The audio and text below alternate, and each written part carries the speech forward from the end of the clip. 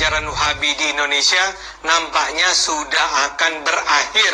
Alhamdulillah.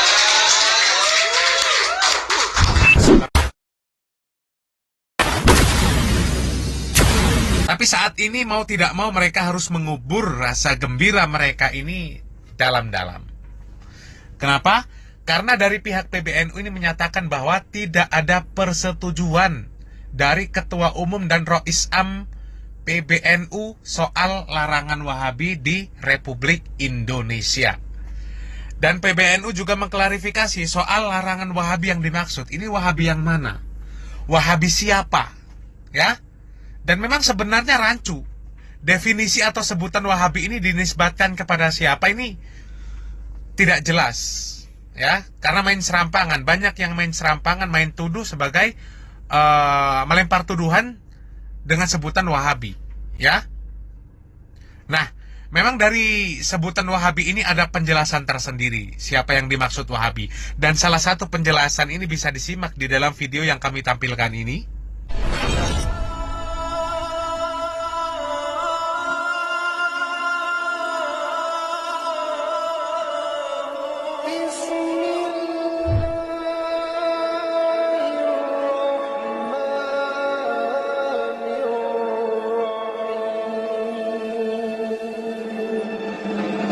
Adapun informasi yang dapat kita insyaallah berikan kali ini adalah datang dari Indonesia.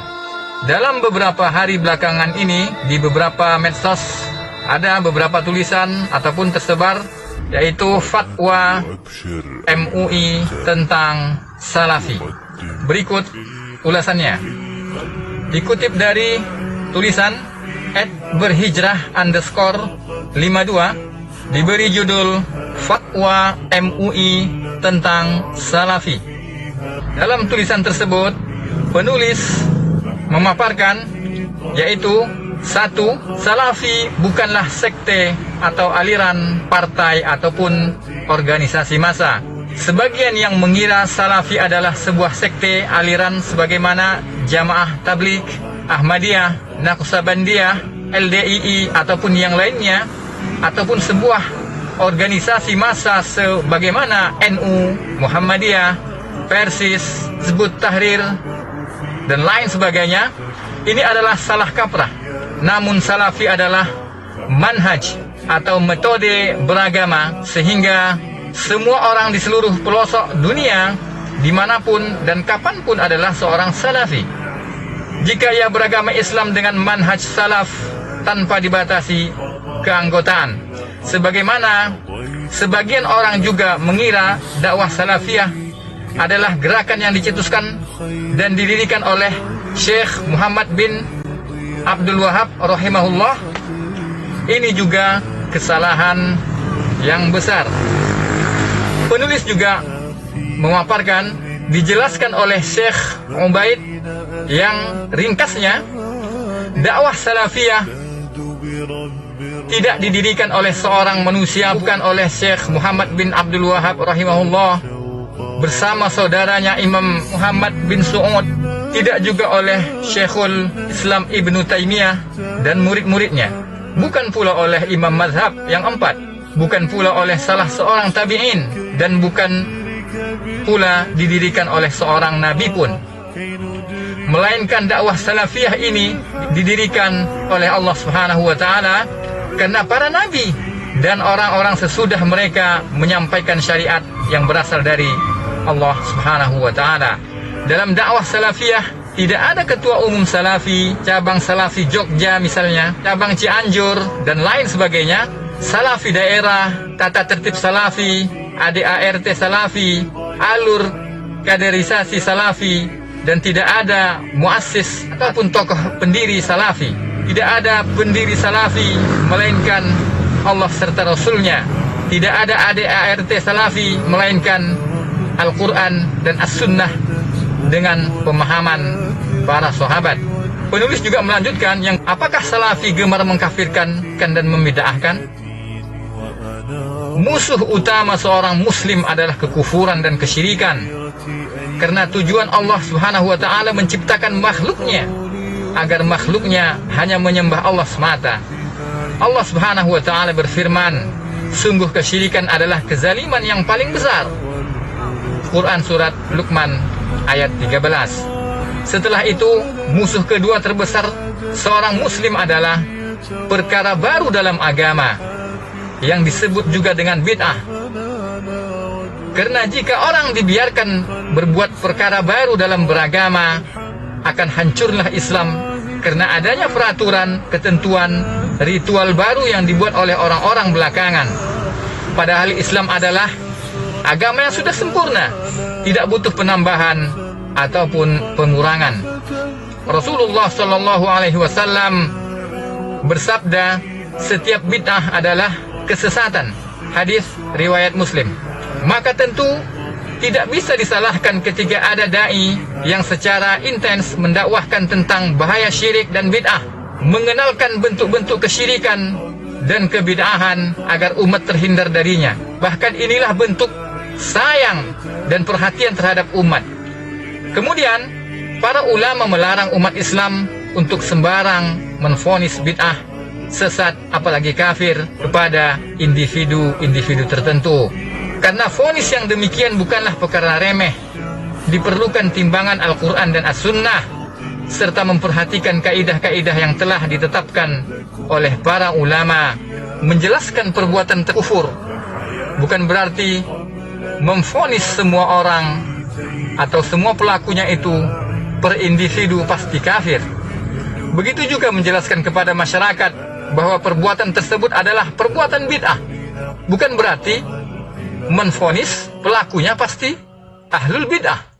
Yang ketiga adalah, apakah salafi memecah belah umat?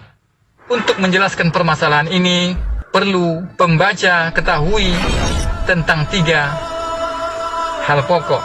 Yang pertama adalah, perpecahan umat adalah sesuatu yang tercela. Sebagaimana firman Allah Subhanahu wa taala, berpegang teguhlah pada tali Allah dan jangan berpecah-pecah. Quran surat Ali Imran ayat 103. Kedua, perpecahan umat adalah suatu hal yang memang dipastikan terjadi dan bahkan sudah terjadi. Sebagaimana dikabarkan oleh Rasulullah Shallallahu Alaihi Wasallam, umatku akan berpecah menjadi 73 golongan. Semuanya akan masuk neraka kecuali 1.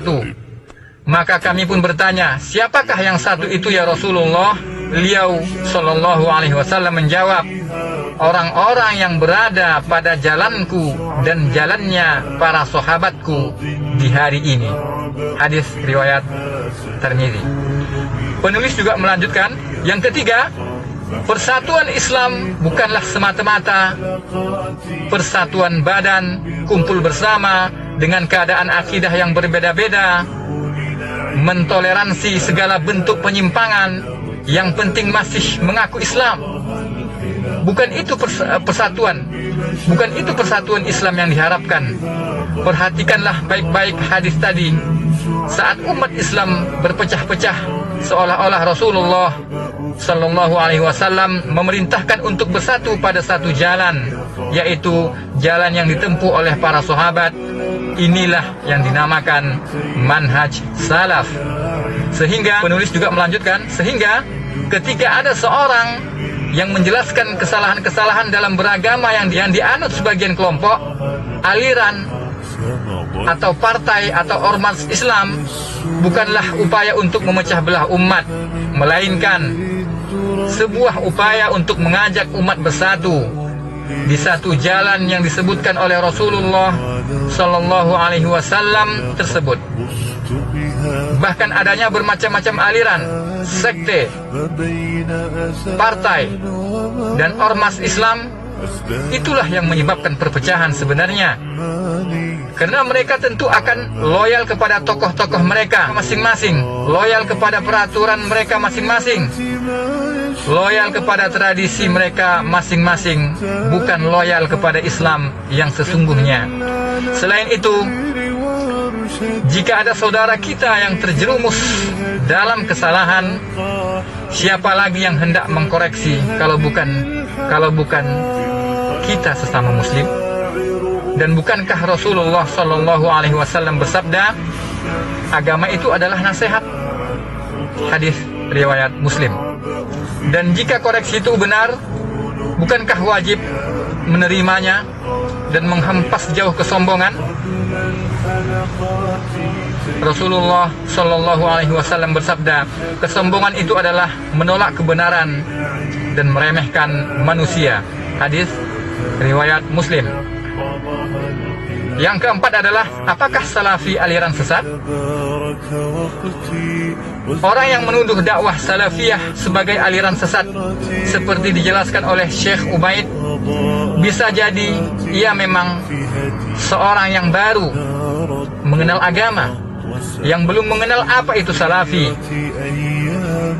Atau bisa jadi ia orang yang benci kepada salafi, atau ia orang yang benci kepada dakwah salafiyah karena dakwah ini telah membuka tabir yang selama ini menutup penyimpangan-penyimpangan yang dimilikinya. Anggapan ini sama sekali tidak benar karena dua hal. Yang pertama adalah dakwah salafiyah bukan aliran atau sekte tertentu sebagaimana telah dijelaskan. Kedua, sebagaimana telah diketahui bahwa sesuatu dikatakan tersesat jika ia telah tersasar dari jalan yang benar dan menempuh jalan yang salah.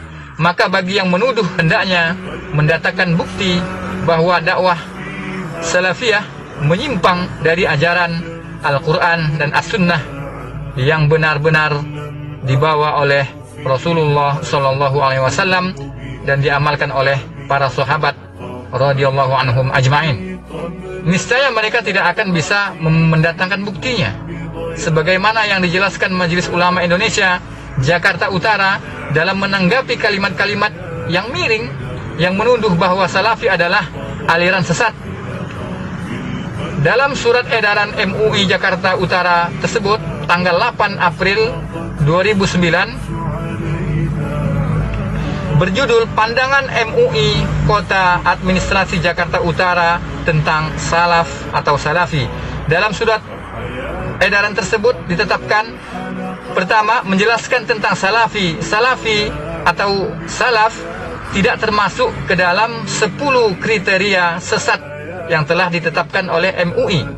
Sehingga salaf atau salafi bukanlah merupakan sekte ataupun aliran sesat sebagaimana yang berkembang belakangan ini. Penamaan salafi ini bukanlah penamaan yang baru saja muncul, namun sejak dahulu sudah ada. Dakwah salafiyah adalah ajaran untuk memurnikan agama dengan kembali kepada Al-Quran dan As-Sunnah dengan menggunakan pemahaman para sahabat radhiyallahu anhum ajma'in. Kedua, nasihat dan tausiah kepada masyarakat. Hendaklah masyarakat tidak mudah melontarkan kata-kata sesat kepada suatu dakwah tanpa diklarifikasi terlebih dahulu. Hendaknya masyarakat tidak terprovokasi dengan pernyataan-pernyataan yang tidak bertanggung jawab. Kepada para dai, ustadz, tokoh agama, serta masyarakat, hendaknya dapat menenangkan diri serta memberikan penjelasan yang objektif tentang masalah ini kepada masyarakat. Hendaknya masyarakat tidak bertindak anarkis dan main hakim sendiri sebagaimana yang sering terjadi di beberapa daerah, seperti kajiannya dibubarkan dan lain sebagainya. Ini seharusnya tidak akan terjadi lagi. Disambung oleh penulis yang terakhir, agama adalah nasihat, maka kami menasehati diri sendiri dan kaum muslimin sekalian untuk menjadi salafi. Bagaimana caranya? Menjadi seorang salafi adalah dengan menjalankan Islam sesuai dengan apa yang telah dituntunkan Rasulullah Sallallahu Alaihi Wasallam dan dipahami oleh generasi salafus soleh. Wajib hukumnya bagi kita setiap muslim untuk berislam dengan manhaj salaf. Para sahabat Nabi Sallallahu Alaihi Wasallam semua diampuni dosanya oleh Allah Subhanahu Wa Taala. Wajib mengikuti metode beragama para sahabat, perkataan mereka dan akidah-akidah mereka yang sebenar-benarnya. Ya'lamul Muwaqqi'in. Dinukil dari Kun Salafian Alal Jaddah Abdus Salam bin Salim As-Suhaimi. Semoga Allah Subhanahu wa taala senantiasa menunjukkan kita kepada jalan yang lurus, yaitu jalan yang ditempuh oleh orang-orang yang diberikan nikmat, bukan jalannya orang-orang yang dimurkai dan orang-orang yang tersesat. Amin. Wallahu a'lam. @berhijrah_52